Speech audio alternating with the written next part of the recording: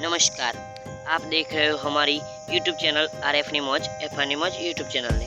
મિત્રો ચેનલ પર પહેલી વખત પધાર્યા હોય તો ચેનલને સબસ્ક્રાઇબ કરવી ના કરવી તમારી મરજી, પરંતુ વિડીયો પૂરેપૂરો જોઈ લેજો, તમારા કામનો વિડીયો છે।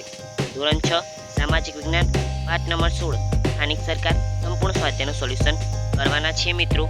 ઓકે, અને આની પહેલા આપણે અગાઉના 15 પાઠનું સ્વાધ્યાયનું સોલ્યુશન કરાવી ચૂક્યા છીએ, એટલે કે આખી ચોપડીનું સ્વાધ્યાય સોલ્યુશન કરવાના છીએ।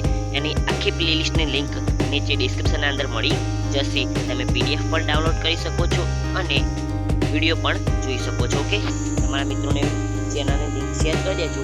ધોરણ 6, 7 અને 8 અને 9 ચારેય ધોરણને સામાજિક વિજ્ઞાનની આખી ચોપડીનું સ્વાધ્યાય સોલ્યુશન કરાવવામાં આવી રહ્યું છે। લેટ્સ સ્ટાર્ટ, શરૂ કરીએ। તો એના અંદર પહેલો પ્રશ્ન જોઈએ। આપણો પહેલો પ્રશ્ન છે ખાલી જગ્યા પૂરો। આપણે પંચાયતી રાજ્યનું 3 સ્તરનું માળખું સ્વીકારેલ છે। બીજું પ્રશ્ન જોઈએ, ગ્રામ પંચાયતનો વહીવટ કરવા સરકાર તરફથી ખાલી જગ્યાની નિમણૂક કરવામાં આવે છે તો તલાટી કમ મંત્રી। ત્રીજું, તાલુકાના વહીવટી વડાને ખાલી જગ્યા કહે છે તો તાલુકા વિકાસ અધિકારી TDO। સ્થાનિક સરકારનું ત્રીજું સ્તર જિલ્લા પંચાયત છે। પાંચમું, ગ્રામ પંચાયત વિસ્તારમાં વર્ષમાં ઓછામાં ઓછું 2 વખત ગ્રામ સભાનું આયોજન કરવું ફરજિયાત છે। ઓકે, હજુ પણ કોના ગામની અંદર ગ્રામ સભાનું આયોજન થાય છે મને કમેન્ટની અંદર કહેજો। ઓકે, જોઈએ પ્રશ્ન નંબર 2, ટૂંકમાં ઉત્તર લખો। પહેલું, મામલતદાર કઈ કક્ષાના વહીવટી અધિકારી છે? જવાબ આપશે મામલતદાર તાલુકા કક્ષાના વહીવટી અધિકારી છે। બીજું, જિલ્લાના વહીવટી વડા કોણ હોય છે? જિલ્લાના વહીવટી વડા કલેક્ટર હોય છે। આગળ જોઈએ પ્રશ્ન નંબર 3 છે, મહાનગરપાલિકાના વહીવટી વડા કોને ગણવામાં આવે છે? મ્યુનિસિપાલિટી કમિશનરને મહાનગરપાલિકાના વહીવટી વડા ગણવામાં આવે છે। ચોથો પ્રશ્ન, મહાનગરપાલિકામાં કેટલા ટકા મહિલા અનામત સભ્યો હોય છે? જવાબ આવશે મહાનગરપાલિકામાં 50% મહિલા અનામત સભ્યો હોય છે। પાંચમું, મેયર પોતાના હોદ્દા પરથી કેટલી મુદત માટે રહી શકે છે? તો મેયર પોતાના હોદ્દા પર 2.5 વર્ષ માટે રહી શકે છે। આગળ જોઈએ પ્રશ્ન નંબર 3 છે, 3-4 વાક્યોમાં ઉત્તર આપો। પહેલો છે, ગ્રામ પંચાયતના કાર્યો જણાવો। એના અંદર જોઈએ ગ્રામ પંચાયતના કાર્યો નીચે મુજબ છે। પહેલું, ગામના દરેક ઘરને નંબર આપવા। બીજું, ઘર વપરાશ અને પીવાના પાણીની વ્યવસ્થા કરવી। ત્રીજું, ગામમાં જાહેર રસ્તાઓ બનાવવા। ચોથું, ગામના રસ્તાઓની સફાઈ કરાવી તેમજ ગંદા પાણીના નિકાલની વ્યવસ્થા કરવી। પાંચમું, જાહેર મિલકતો જાળવણી કરવી। અને છઠ્ઠું, ગામમાં આરોગ્ય વિષયક સગવડ ઊભી કરવી તેમજ તેની જાળવણી કરવી। આગળ જોઈએ ગામમાં દીવાબત્તી એટલે કે લાઇટની વ્યવસ્થા કરવી। 8, ગામમાં પ્રાથમિક શિક્ષણની સુવિધા ઊભી કરવી તેમજ એ શિક્ષણ માટે જનજાગૃતિ અને ફેલાવો કરવો। 9, ગ્રામ વિકાસનું આયોજન કરવું। ગામના ખેતરોના પાકોની સંભાળ રાખવી તેમજ ગૌચરની જાળવણી કરવી।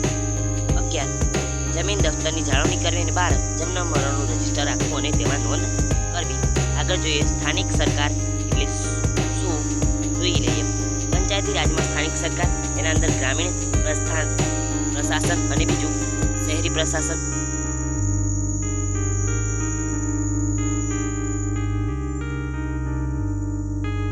ગ્રામીણ પ્રશાસનના અંદર 3 હોય, ગ્રામ પંચાયત, તાલુકા પંચાયત, જિલ્લા પંચાયત। શહેરી પ્રશાસનના અંદર નગરપાલિકા અને મહાનગરપાલિકા।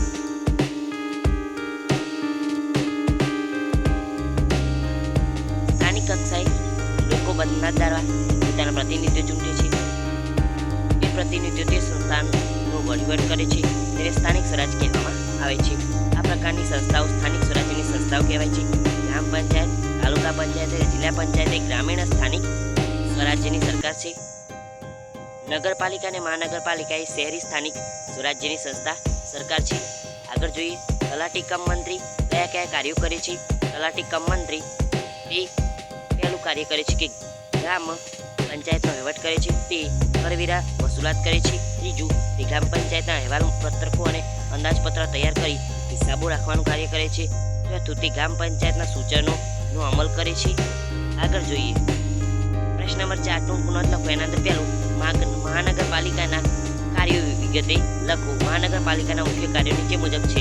પહેલું, જાહેર સ્વચ્છતા અને જાહેર આરોગ્યની જાળવણી કરવી. શહેરના લોકોને પીવાનું ચોખ્ખું પાણી પૂરું પાડવું. ગંદા પાણીના તેમજ વરસાદના પાણીના નિકાલ માટે ગટર યોજનાની વ્યવસ્થા કરવી. ચોથું, શહેરમાં સાફ સફાઈ કરવી તેમજ ગંદા કચરાનો નિકાલ કરવો. આગળ જોઈએ તો પાંચમું, પાકા રસ્તાઓ તૈયાર કરાવવા, સમારકામ અને તેમજ સ્વચ્છ રાખવા. છઠ્ઠું, શહેરના રસ્તાઓ પર દીવાબત્તી એટલે કે સ્ટ્રીટ લાઇટની વ્યવસ્થા કરવી. આગળ સાતમું, પ્રાથમિક શિક્ષણનો પ્રબંધ કરવો. આઠમું છે આગ બુઝાવવા માટે તંત્ર એટલે કે ફાયર બ્રિગેડ ઊભું કરવું. નવમું, જન્મ મરણ તેમજ લગ્નની નોંધ રાખવી. 10મું, ખાદ્ય સામગ્રીમાં થતી ભેળસેળ અટકાવી. 11મું, જાહેર દવાખાના, અસ્પતાલો, પુસ્તકાલય, ક્રીડાંગણો, બાગ બગીચા વગેરે બાંધવા અને તેનું સંચાલન કરવું. ઓકે, આગળ જોઈએ. આગળ સામાજિક બીજો પ્રશ્ન છે સામાજિક ન્યાય સમિતિ. ત્રણેય પંચાયતોના સમાજના નબળા વર્ગોને શિક્ષણ, સ્વાસ્થ્ય તેમજ સામાજિક અને આર્થિક સગવડો મળે એવી યોજનાઓ બનાવવા અને તેનો અમલ કરવા ગામ પંચાયત, તાલુકા પંચાયત અને જિલ્લા પંચાયતના કક્ષાએ સામાજિક ન્યાય સમિતિની રચના કરવામાં આવે છે. આ સમિતિમાં 5 સભ્યો હોય છે. પંચાયતી રાજના ત્રણેય સ્તરોએ સામાજિક ન્યાય સમિતિની રચના ફરજિયાત છે. આ સમિતિનું કાર્ય સમાજના નબળા વર્ગના લોકોને ન્યાય આપવાનો છે.